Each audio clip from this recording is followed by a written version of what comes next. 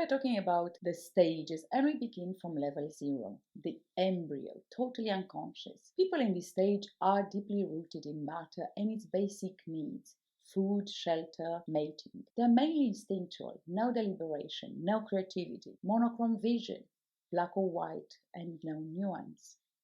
They're mainly guided by their survival instinct. They live and act from their first evolutionary brain, the reptilian, cold, deceiving, aggressive, and fearful. This is where most offenders are. Because they haven't reached their higher communication centers, they're generally of low intellect at this stage. Again, as I said, we stay away from comparison and judgment of good, bad, intelligent, stupid. They're simply at the beginning phase of evolution, at least in this human form. This level has now reached a sufficient intellect development to be receptive to words and higher thinking. It is so dense that whatever you say to them bounces back. They cannot be helped through talk therapies or self-work. These are generally the lost causes in mental institutions, not because they have a mental illness per se, but because their level of self-awareness is so low that they cannot make sense of the bleeds from other realities, and that overload literally drives them mad. Note, everything in existence works on degrees. Between day and night, you have degrees of light and darkness, degrees of temperature, degrees of level of consciousness, from wide awake in the morning to daydreaming in the afternoon and fast asleep at night. The same way within each level of consciousness, there are degrees, from the more underdeveloped to the more developed within that consciousness level, and from that level to the next. It makes sense, yeah?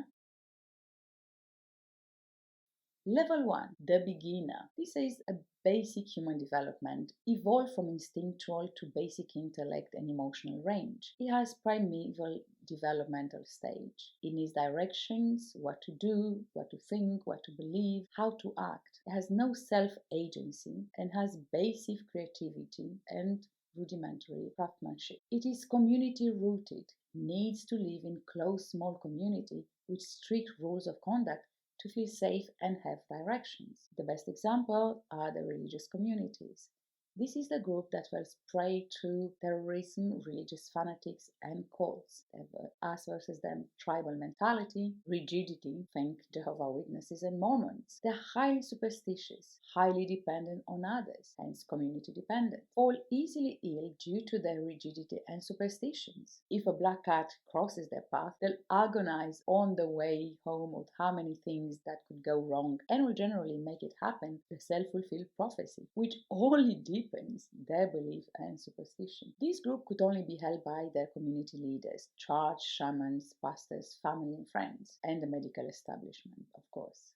You see these people going to televangelism, Sunday church, and so on. They have deep family roots, no divorce, no relationship freedom. Generally, women and children are the ones to suffer the most in this heavily patriarchal structure. The man is the ruler and the woman the subject who has to obey. A lot of domestic violence, child sexual and physical abuse come from this category, as well as inbreeding. As people grow self-awareness and move up from the first to second stage, they will eventually leave the group at high cost, shunning community excommunication, family estrangement, isolation. People at this breakaway stage will have a very difficult time. They are no longer in their small rigid community subject to the abuse, but they're also alone in a big world without the protection of the group. So they will go into the proverbial out from the frying pan into the fire. They will join another community on extremes, from rigid to all is permitted. They escape one cult and fall into another, from Mormonism to New Age cults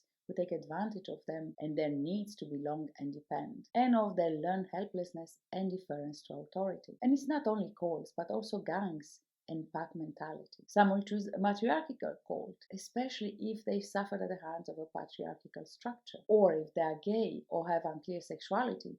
They will choose a charismatic cult leader that best represents both male and female sexual energies. These cult leaders know very well the needs of their followers, often being themselves an escapee of such cult.